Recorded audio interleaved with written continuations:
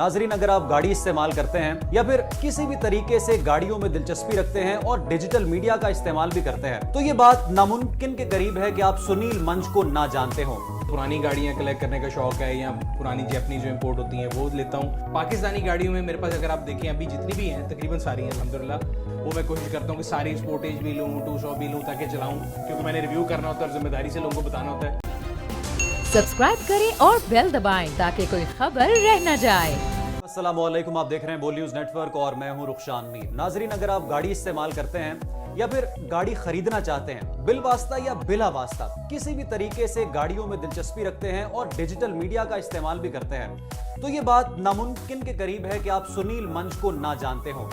बाक व्हील्स के ऑनर और सीईओ हैं, गाड़ियों के रिव्यूज करते हैं और बड़ी दिलचस्प और मुफीद मालूमात अपने नाजरीन के साथ शेयर करते हैं। तो बोल न्यूज पर आज हमारे साथ मौजूद हैं सुनील मंच साहब। बहुत शुक्रिया, आपने अपना कीमती वक्त दिया। सबसे पहले तो मैं ये जानना चाहूंगा कि पाकिस्तान में आपकी पसंदीदा गाड़ी कौन सी है? सबसे रिलायबल कंफर्टेबल गाड़ी आप कौन सी समझते हैं? जी बहुत शुक्रिया रुशान आपके टाइम का। ये गाड़ी में हमेशा कहता था, गाड़ी की 2-3 चीज़ें होती है। कोई लोग जो एज ए लग्जरी लेते हैं, कई एज ए नेसेसिटी लेते हैं और कई जो है वो एज ए शौक लेते हैं। सो पाकिस्तान में जितनी गाड़ियाँ भी आती हैं उनमें से जो अगर मैं कहूँ शौक के तौर पर तो कोई गाड़ी नहीं लेके जा सकती, और वो सारी ऐसी हैं कि जो कि अगर ज़रूरत पड़ती है तो लेते हुए हैं। और अगर शौक वाली बात है तो पुरानी गाड़ियाँ कलेक्ट करने का शौक है या पुरानी जैपनीज जो इंपोर्ट होती हैं वो लेता हूँ। पाकिस्तानी गाड़ियों में मेरे पास अगर आप देखें अभी जितनी भी हैं तकरीबन सारी हैं अल्हम्दुलिल्लाह, बट वो कोई मजबूरी से है, कोई बच्चों के स्कूल ड्यूटी के लिए है, कोई घर वालों के लिए, कोई वालदा के लिए, कोई भाई के लिए, भाभी के लिए, इस तरह है बच्चों के लिए। शौक से कोई भी गाड़ी नहीं लेती फ्रैंकली स्पीकिंग। खास तौर पे ये नई आने वाली हैं, इनमें कई ऐसी जो क्रॉस ओवर एसयूवी मार्केट वाली गाड़ी हैं, वो मैं कोशिश करता हूँ कि सारी स्पोर्टेज भी लूँ, 200 भी लूँ ताकि चलाऊँ, क्योंकि मैंने रिव्यू करना होता है और जिम्मेदारी से लोगों को बताना होता है, तो इसलिए मेरे प्रोफेशन के तौर पर मुझे लेनी पड़ती है। ठीक है। अच्छा सुनील भाई, one word for the car. ठीक है सर। मैं गाड़ी का नाम लूंगा, आपने एक लफ्ज में उसको डिफाइन कर देना। Honda civic reborn, I think it's one of the classic model of Honda. Corolla GLI 2009 से 2013 तक जो आई, रिलायबल। सुजुकी कल्टस जो नई शेप में, फ्यूल इकोनॉमी, ऑल्टो जो न्यू शेप में, ट्रू वैल्यू टू मनी, और hybrid Prius waste of money. Waste of money. इसकी क्या वजह? कोई भी हाइब्रिड गाड़ी, और ये बड़ा आपने अच्छा सवाल पूछा है। मैं आजकल खास तौर पर जब से पेट्रोल महंगा हुआ है बहुत लोग पूछते हैं, मैं ये सारे तजर्बे खुद करके देख चुका हूँ। जब भी आपको हाइब्रिड गाड़ी लेते हैं ना, तो अंग्रेजी का एक मकूला है पेनी वाइज पाउंड।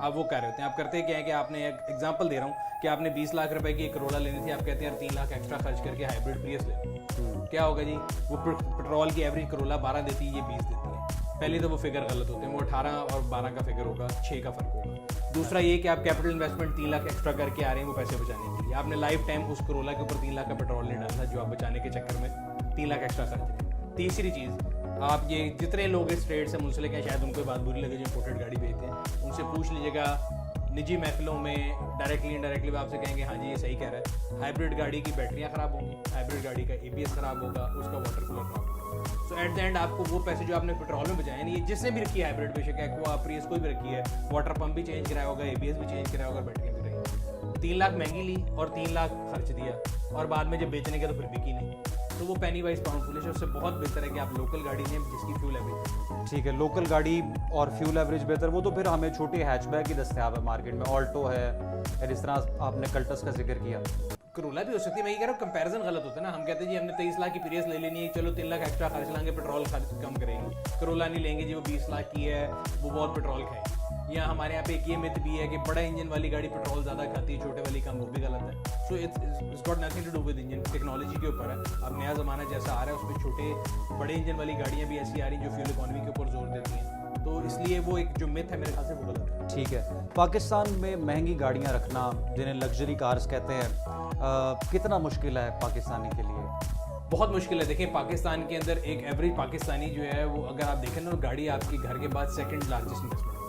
ठीक है, तो हमारी तो बहुत ज़्यादा आबादी ऐसी जो कि घर अफोर्ड नहीं कर सकती, किराए के घर में रहती है, तो गाड़ी तो फिर उससे भी बहुत बड़ी लग्जरी आई थी कि पहले आपके पास घर नहीं है तो फिर आप गाड़ी लें। But I know of many people जो कि घर को सेक्रीफाइस करके गाड़ी ले लेते हैं। उसमें भी गाड़ी, इंपोर्टेड गाड़ी रखना ऐसे बंदे के लिए ज़्यादा बेहतर समझा जाता है जिसके पास रिसोर्सेज हैं। अगर वो ख़राब हो जाए, वो वेट कर सके उसके पार्ट्स के लिए, उसकी एक्सपर्टीज़ यहाँ पे नहीं है, फिर उसके पार्ट नहीं मिल रहे हैं, कभी डायग्नोज नहीं हो रहा, तो it can take long time. So मेरी एक गाड़ी है, मेरे याद पड़ता है तकरीबन 25-30 दिन हो गए हैं और वो टाइम या नहीं मिल रहा है या बंदा नहीं मिल रहा, बट वो नहीं हो सकती बिकॉज वो इंपोर्टेड गाड़ी है। लोकल होती तो आप सड़क के कोने पे जाकर किसी मैकेनिक को दिखाएं, वो उसको कर लेता है। सो मेरे ख्याल से इट इज़ नॉट बिग भी नहीं होगा, बिग से भी अगर कोई बड़ा वर्ड लगाए लग्जरी के साथ तो वो। हम चीज़ों को बिल्कुल साइड पे रखते हैं, कंपैरिजन को आपकी पसंद नापसंद के हवाले से मैं पूछना चाहता हूँ, प्रिंसिपल या सुजुकी मेहरान, क्या वजह है इसकी?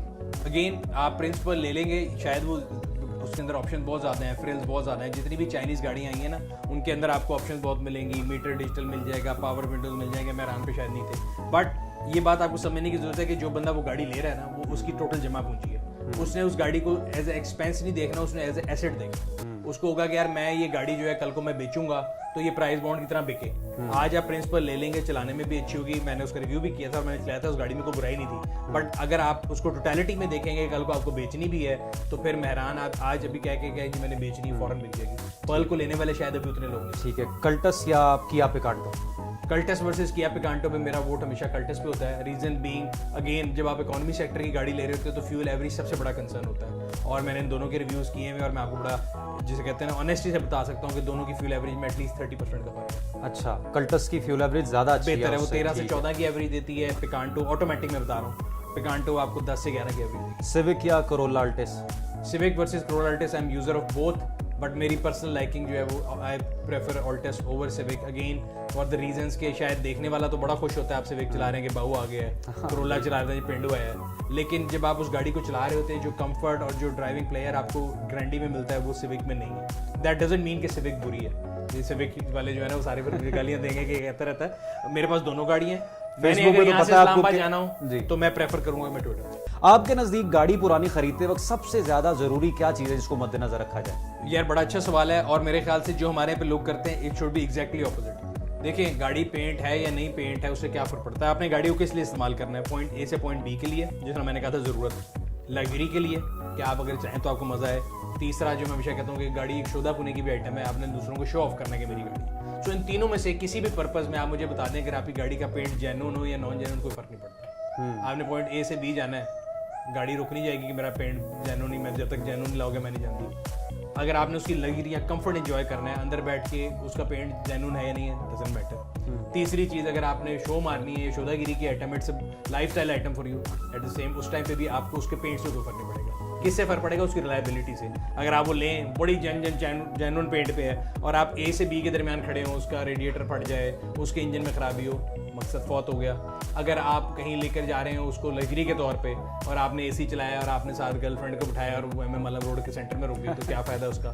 तीसरा, अगर आप शो ऑफ कर रहे थे और आप बड़ा चक्कर लगा रहे थे मार्केट के कि जी मैंने बड़ी गाड़ी ली और वहीं पे वो बंद हो गई, तो पॉइंट ये कि मेरा पॉइंट ये कि मैंने थोड़ा मजाक के तौर पे बताने की इसलिए कोशिश की, लोगों को मजाक याद रहता है बिल्कुल कि reliability should be the first factor. Paint है नहीं है ठीक है, आप ये जरूर देखें कि वो एक्सीडेंट नहीं है, एक्सीडेंट तो नहीं है, रोड वर्दीनेस तो नहीं खराब जिसको गाड़ी का चौकटा कहते हैं, या उसकी जो फ्रंट पट्टी है, उसके पिलर हैं, छत टेढ़ी होके तो नहीं बनी हुई, सीलें जिनको लोग आमतौर पर कहते हैं, तो ये लोग चेक कर सकते हैं। अगर वो गाड़ी स्प्रे हुई भी है, ये पेंट हुई, उससे क्या फर्क पड़ता है? अगर आप बाहर के मुल्क में जाएं, आपने उस पर पेंट खर्च करे उसको, ये मैं इस पर निशान मार देता हूँ, वो निशान के साथ अच्छा लगेगा बगैर निशान के? आप उसको पेंट भी कराते हैं, पैसे भी लगाते हैं, खूबसूरती मेंटेन करते हैं, इससे लैपटॉप की फंक्शनैलिटी पे कोई फर्क नहीं पड़ा। इसी तरह गाड़ी का भी अगर आप उसका बोनेट पेंट करा लेते हैं, उस पर निशान पड़ गया और बुरा लग रहा है तो बेहतर है इससे।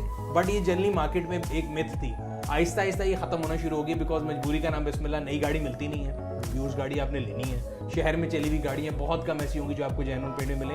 तो अब लोगों में आहिस्ता आहिस्ता ये शऊर आता जा रहा है कि यार आप गाड़ी की रोड वर्दीनेस पे जाएं, उसकी मैकेनिकल देखें, और सबसे इंपॉर्टेंट गाड़ी की लीगैलिटी।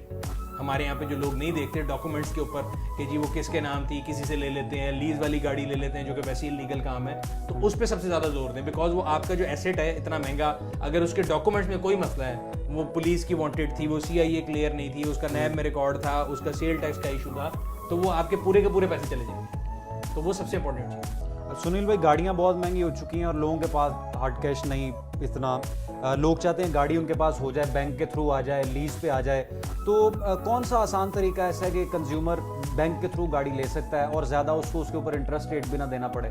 क्या सेकंड हैंड गाड़ी लेके बैंक से लीज करवा ले, वो ज़्यादा बेहतर है? देखिए नई गाड़ी तो मिलनी नहीं है, 8-8 महीने मिलनी नहीं है। अगर आपने गाड़ी लीज भी करानी है तो बैंकर कहेगा अच्छी जाएँ जाके आप गाड़ी ऑन पे ले लें, बिकॉज उनको तो तब से इनकम शुरू होनी जिस दिन गाड़ी वो आपको दे देंगे।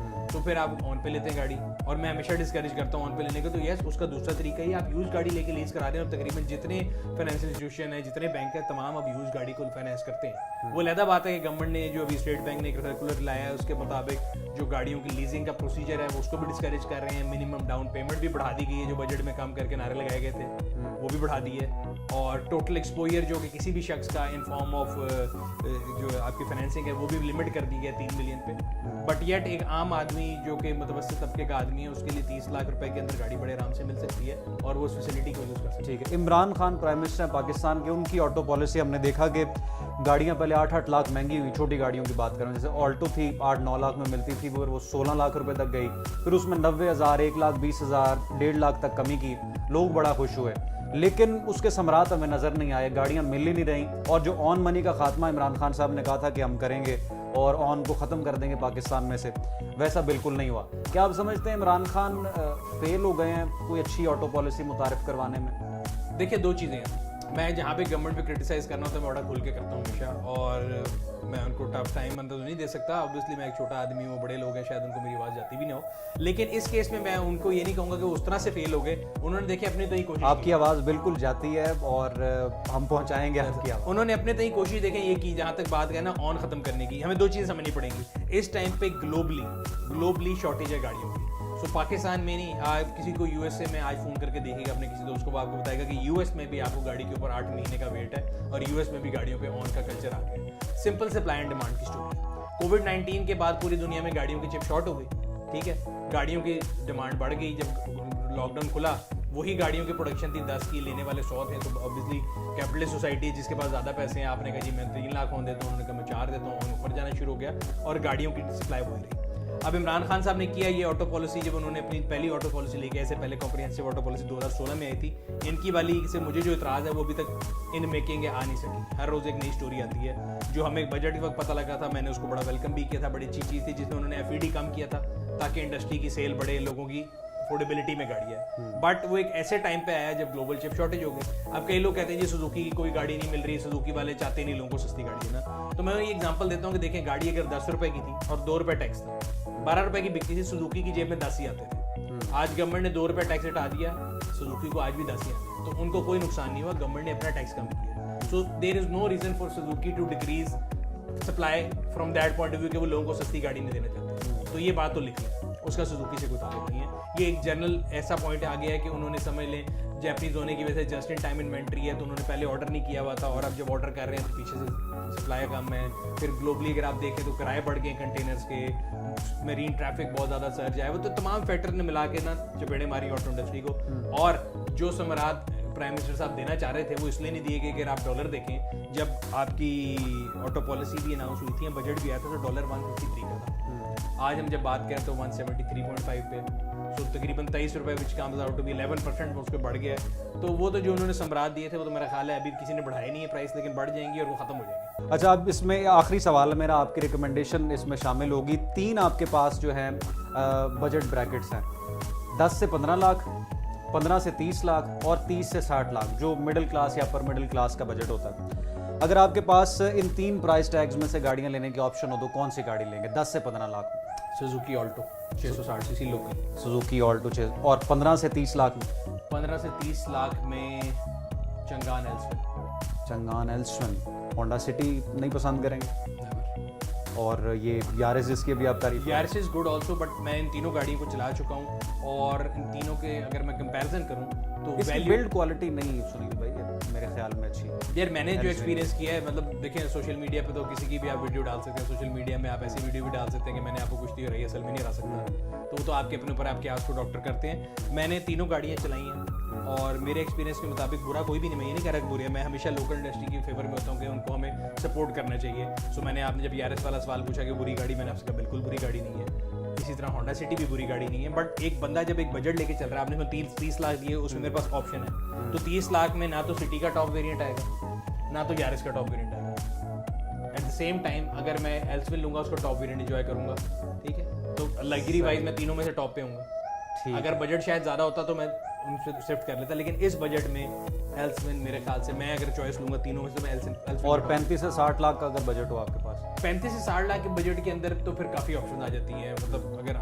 न्यू और यूज्ड की बात करें, अगर खाली क्रॉसओवर मार्केट में अगर बात करें तो माई वुड बी इवन बिटवीन 200 और स्पोर्टेज। आप सिविक या उसके लिए नहीं जाएंगे? नहीं, वो तो देखिए जिस तरह मार्केट कन्वर्ट की है, जहाँ पे मैंने अगर 43 खर्चना है तो मैं अगर 4-5 लाख के डिफरेंशियल से I can move to an SUV which is a new thing in market. और उनकी एक नई शेप भी आई है। सिविक करोला दोनों 2016-14 से वही शेप चल रही। सिविक 16 में आई थी, करोला 14 में आई थी, तो ऑलरेडी 6-7 साल से देख के थक गए हैं। अनलेस एंटिल वो कोई नया मॉडल लेके आएंगे तो फिर ट्राई करेंगे। ठीक है जी। सुनील मंच साहब, पाक व्हील्स के CEO और पाक व्हील्स के ऑनर, मुख्तलिफ गाड़ियों पर बल्कि बेशुमार गाड़ियों पर इनके रिव्यूज़ आप भी देखते हैं। आज हम इनके पास मौजूद थे और बड़ी दिलचस्प और सैर हासिल गुफ्तगू हमने इनके साथ किया। आपके वक्त का बहुत शुक्रिया। नाजरीन, मजीद प्रोग्राम्स के साथ आपकी खिदमत में हाजिर होंगे। रुखशान मीर को दीजिए इजाज़त। अल्लाह हाफ़िज़।